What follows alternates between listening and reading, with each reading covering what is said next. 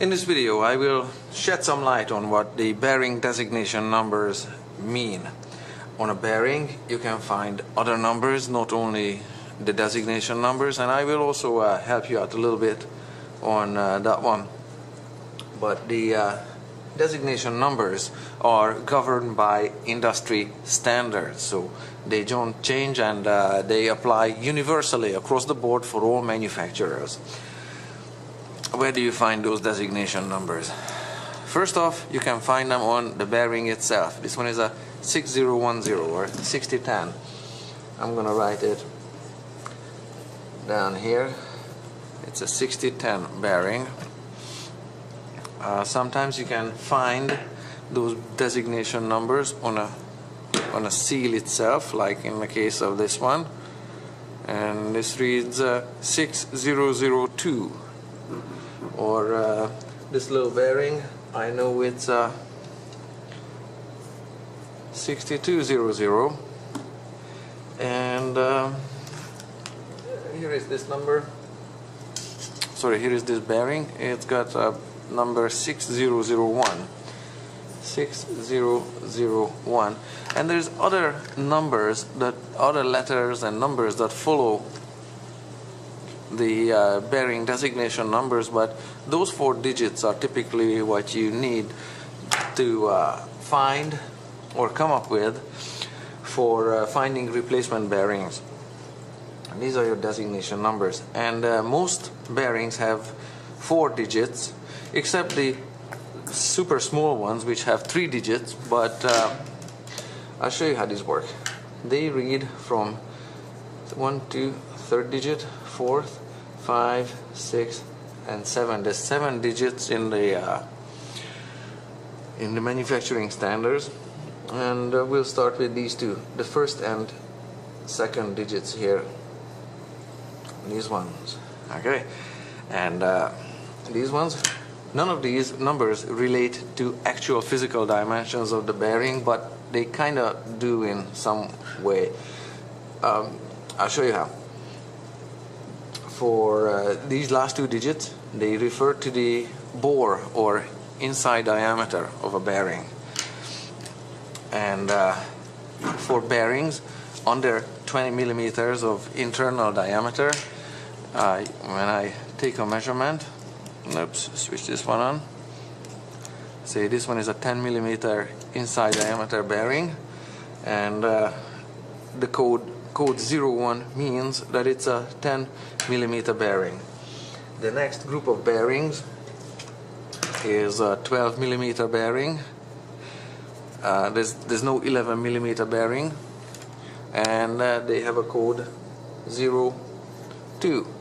03 means 15 millimeter bearings. You get the idea. That's how it goes. It goes up in this fashion all the way to 20 millimeters, and from 20 millimeters on, whatever these 2 last digits, you have to multiply them. Okay, now that's another X. You have to multiply them by 5 to get the inside diameter of the bearing. So when you see a 10 here on this one, just waiting for the camera to focus, there. When you see a 10 on this bearing, so 10 times 5, 50, and this indeed has a bore of 50 millimeters. There, if I find the middle of the circle, thereabouts. Okay, it's a 50 millimeter bearing. So that's what this 10 means out of this 6010. Sorry. These digits here on the 3rd digit, and we are not reading it from left to right, we are reading it from right to left, okay? So the 3rd digit has to do with the outside diameter, and these are also codes, and so refer to the outside diameter, and they are coded. So small bearings have a code 0 there, and then sorry guys, the smallest is 8, and then the next one is 9, and the next one is 0, and then the next one is 2, and the next one is 3. They're coded, and these codes refer to actual measurements, but they are all different measurements for different bore bearings. Let me show you what I have in mind here. Here you see bearing designations. Let me just make it simple. Here, bearing designations. You can see, let's start on this page, say from 10 millimeters up, you can see that they all end with 0, 0, 0, 0, 0. The 12 millimeter bearings, they all end up with 0, 1, 0, 1, 0, 1, 0, 1.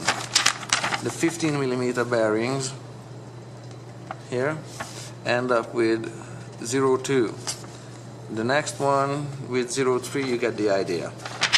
And inside each group, the third digit, particularly from 10 millimeter on, but even the 3, 4, or there it is, super small bearings as well, even though they only have 3 digits, but you can see that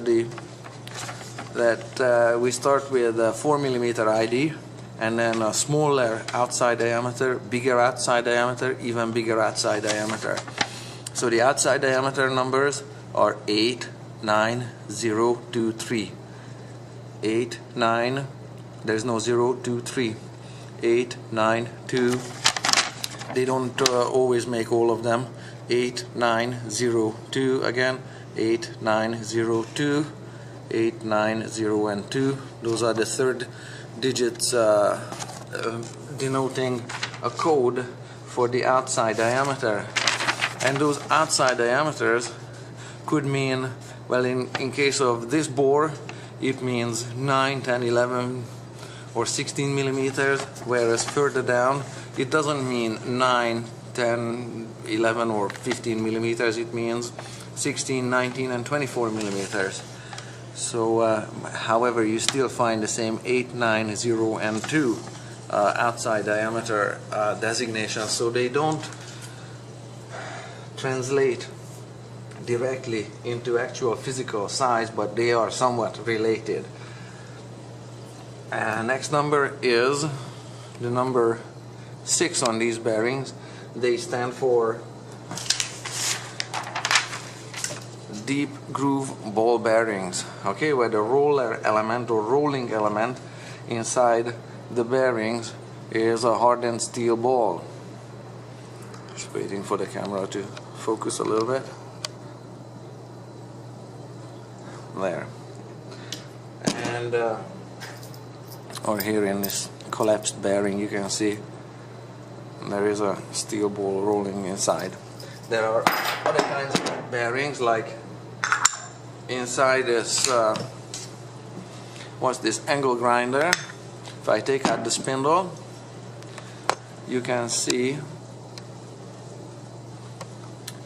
thereabouts a needle bearing where the rolling element is looking like a pin from the kitchen that your mama would stretch out the dough with. So they have different roller elements, and it's a needle bearing. But all of these numbers on the fourth place here denote the type of roller element inside the bearing. So most often you will find number 6 bearings or deep groove roller, deep groove ball bearings, and even these small ones that have 3 digits, they all start with 6 consistently there. 6, 6, 6, because all of these are deep groove ball bearings.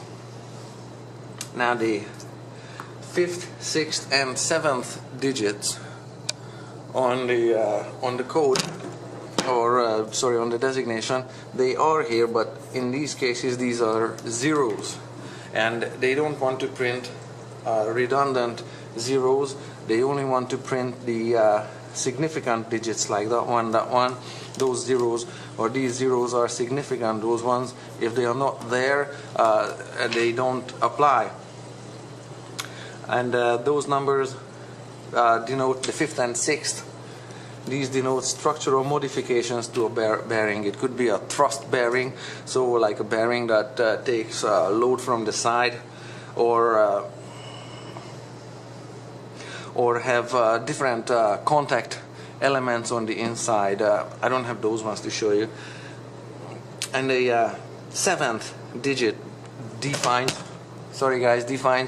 heaviness on the bearing. So they could be, and there's numbers for it as well, like 1, 2, 3, 4, like extra light, light, medium, heavy. So that's what these bearing designation numbers mean. What you really need when you work with these ball bearing numbers is 3 measurements to find an identical replacement on a bearing. You need inside diameter, outside diameter, and it doesn't fit there, but I'm just gonna write thickness. And you can see how those numbers work with these tables in my other title on ball bearings, and we'll see how you can find a replacement for those ones. The rest of the numbers that follow this 7-digit pattern here, but again, sometimes you only have 3, most often 4, sometimes 5.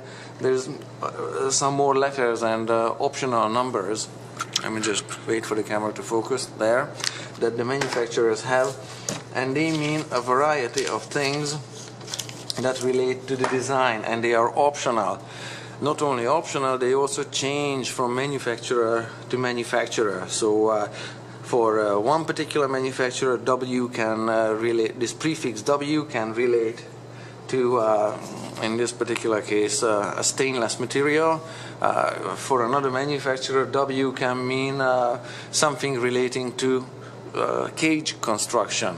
Okay, so they don't, all of these letters and optional numbers don't apply universally. Your best bet is grab a catalog like I did, and see how the manufacturer explains these numbers.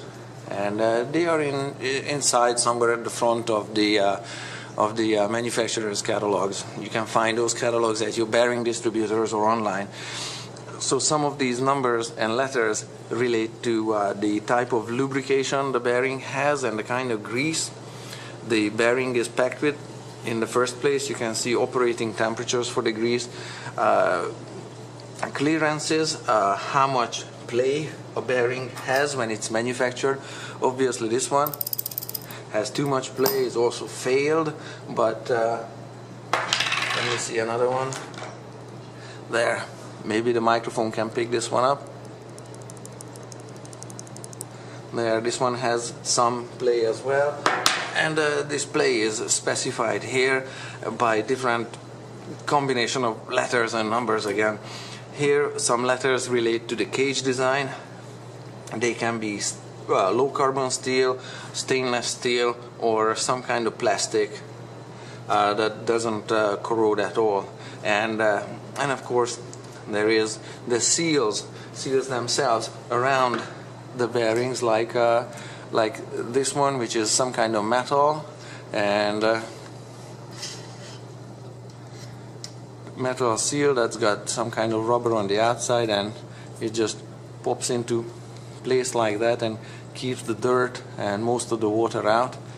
There, fits nice and flush. So that's why you have all of these numbers and letters around bearings, but some of these are optional, and these ones are industry standard and apply universally. So for an identical fit, you only need to worry about these numbers, and if you don't find them anywhere, you can just go to a dealer, a bearing distributor, with your 3 measurements: inside diameter, outside diameter, and thickness, and also maybe taking the ball bearing that failed, or if it's a ball bearing or needle bearing. So yeah, you need to know what type of roller element is in the bearing as well. So that's basically the lay of the land, and that's how these bearing designation numbers work, and that's what they mean. They are probably a fascinating read if you're much into manufacturing bearings, but for anybody else, it's most like a suicidal read. But that's basically how these numbers go and what these designation numbers mean.